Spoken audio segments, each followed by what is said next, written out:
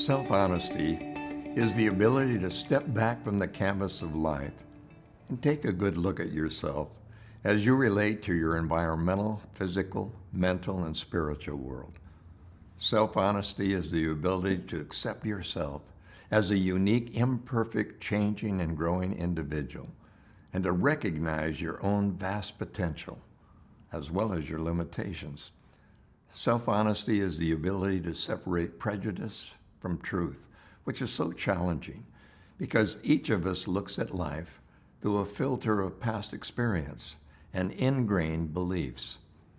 A simple motto hung on the living room wall of my grandparents' small frame house, where many seeds for my development were planted. My grandmother and grandfather didn't talk about the lines, they lived them.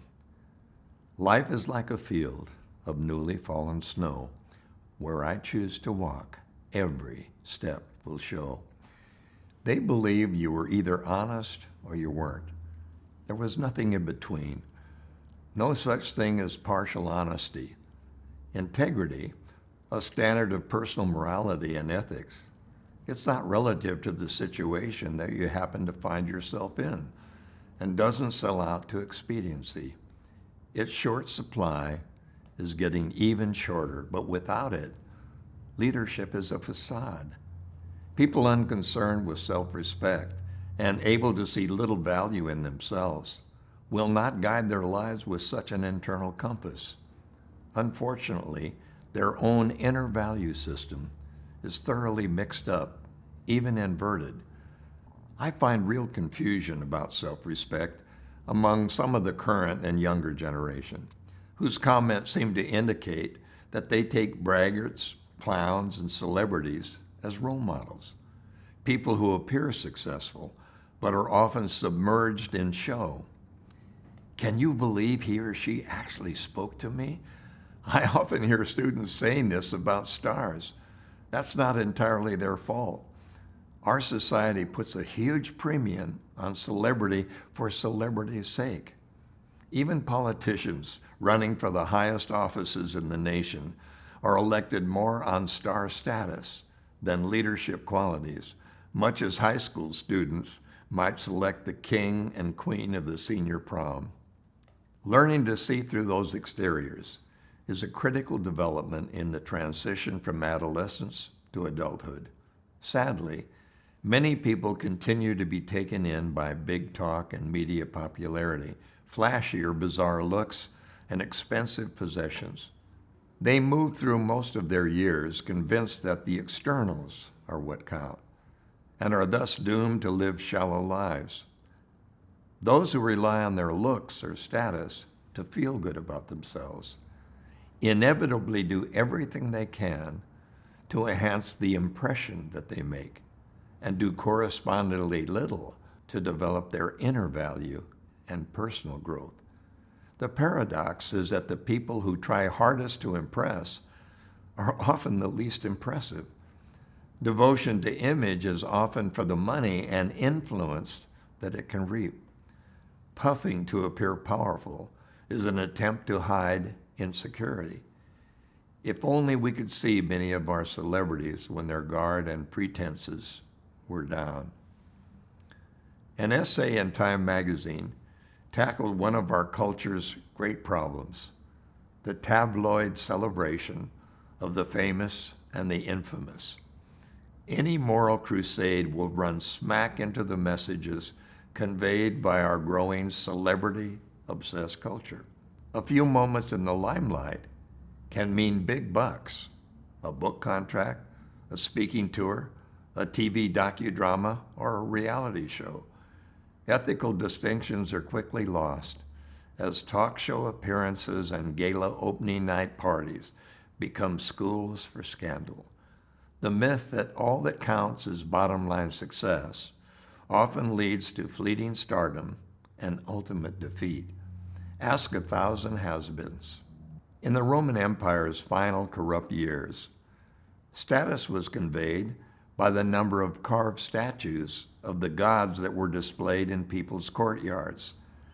As in every business, the Roman statue industry had good and bad sculptors and merchants.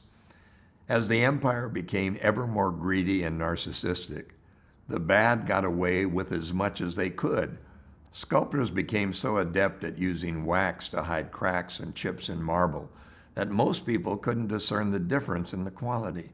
Statues began to weep or melt under the scrutiny of sunlight or heat in the foyers.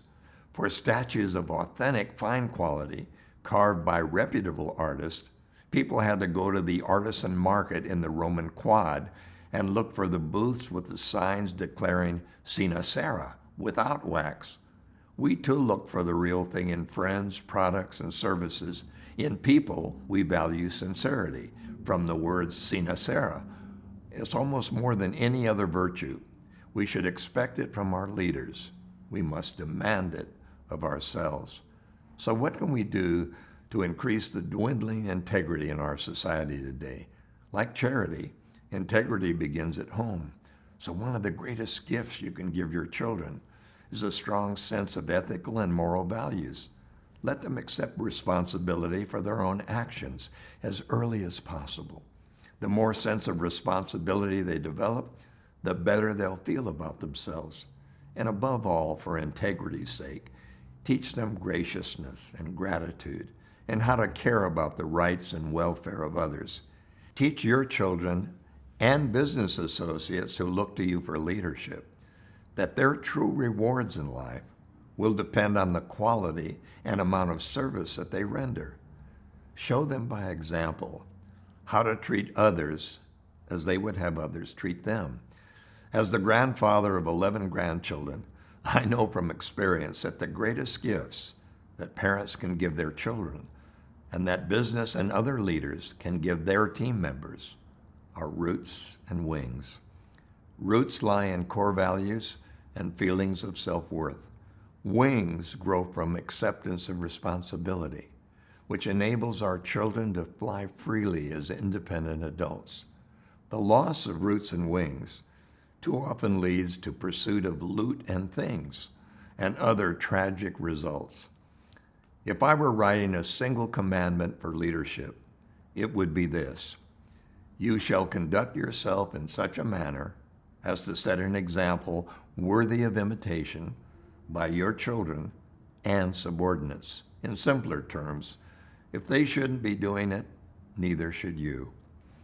When I told my kids to clean their rooms, for example, they took a closer look at the condition of my tools and possessions in the garage.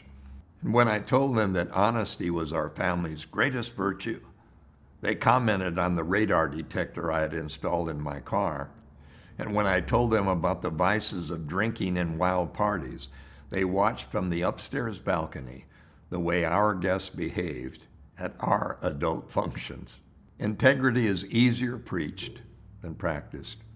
We go along for a while, setting a good example, but sometimes we tell ourselves that we need a break. And the trouble is, our children and subordinates get confused. First, they think we're being ourselves by modeling healthy behavior. And when they see the unhealthy behavior coming from their leaders, they're puzzled and they're hurt at first, but then they catch on.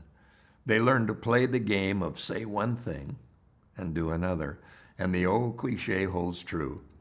What you are speaks so loudly, no one can really hear what you say.